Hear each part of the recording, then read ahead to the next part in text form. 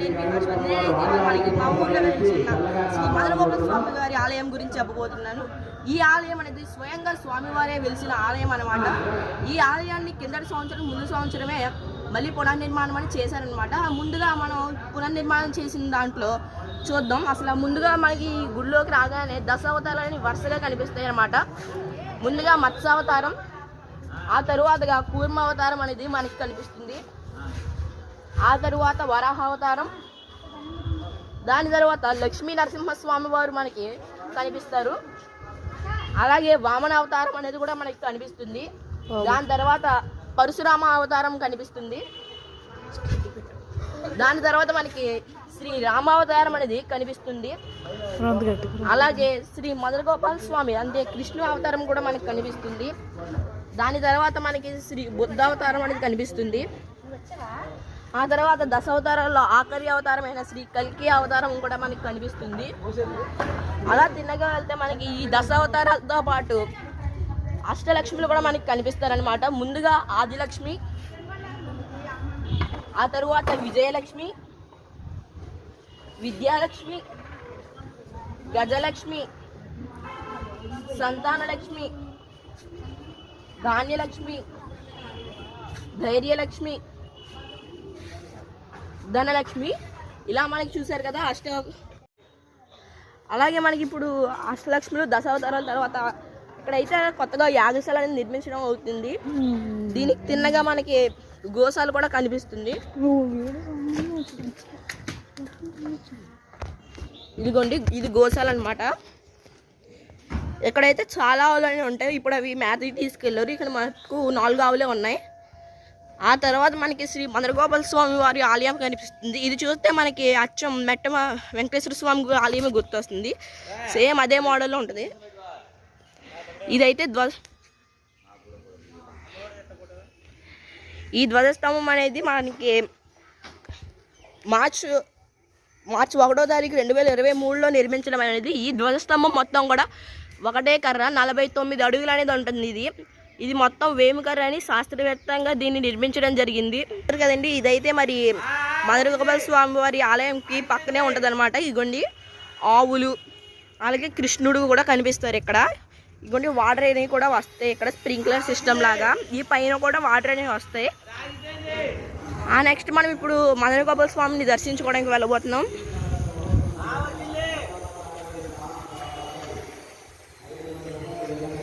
ఇదిగోండి శ్రీ మదనగోపాల స్వామి వారి ఆలయం లోపలికి అయితే మనం వెళ్ళబోతున్నాం. ముందుగా మనం గరుడాలయాన్ని చూడబోతున్నాం. ఇదిగోండి గరుడాలయం. అలాగే శ్రీ మదనగోపాల స్వామి వారి ఆలయం ఇదిగోండి.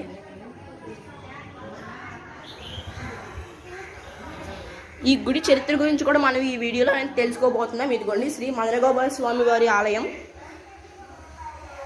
ఈ మదనగోపాల స్వామితో పాటు ఇక్కడ రుక్మిణి సత్యభామలు కూడా కలిసి వెలిసి ఉన్నారు.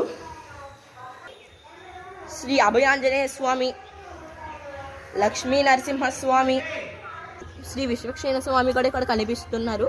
ఈయన మదనగోపాల స్వామికి పరమ భక్తులు అనమాట. అలాగే మనకి ఇక్కడ వెంకటేశ్వర స్వామి కూడా దర్శనమిస్తున్నారు.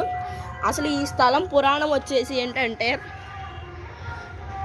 సుమారుగా 235 సంవత్సరాల క్రితం ఇక్కడ ఒక ఆయన ఇక్కడ ఈ గుడి ఉన్న ప్లేస్లో అప్పట్లో ఒక సత్రం అనేది ఉండేది. కొయిలుగూడెం సమీపంలో ఉన్న కండ్రిగూడెం నుంచి యాదవులు బయలుదేరుతున్న ఒక భక్తుడు, అంటే శ్రీ మదనగోపాల స్వామి వారి భక్తుడు గోపాలం అనే ఆయన ఈ గుడి ఉన్న ప్లేస్లో సత్రం ఉండేది అప్పట్లో.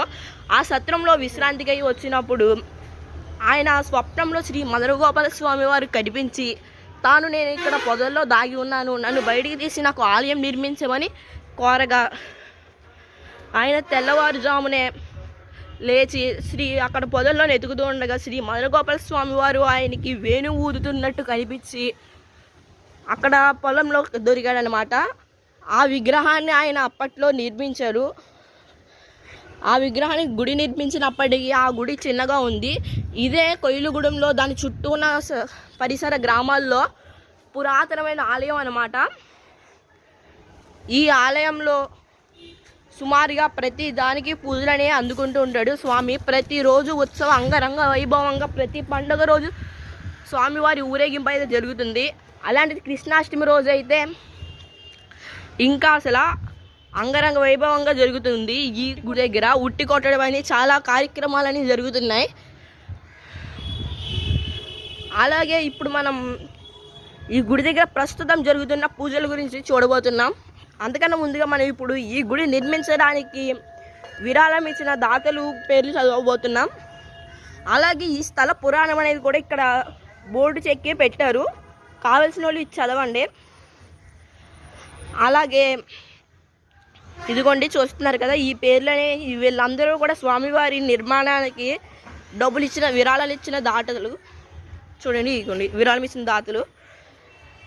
అలాగే ప్రస్తుతం ఈ గుళ్ళో పూజ జరుగుతుంది. ఆ పూజ గురించి మనం తెలుసుకుందాం.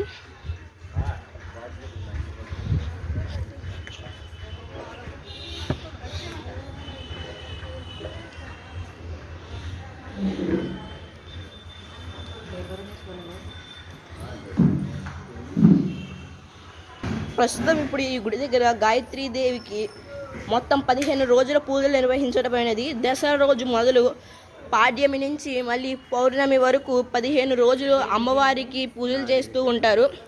అలాగే 17వ తారీఖు ఆఖరి రోజుగా ఉన్న పూర్ణాహుతి కార్యక్రమం కూడా నిర్వహించడమైనది. 1,00,000 కుంకుమ పూజతో అమ్మవారిని అర్చించుతున్నారు.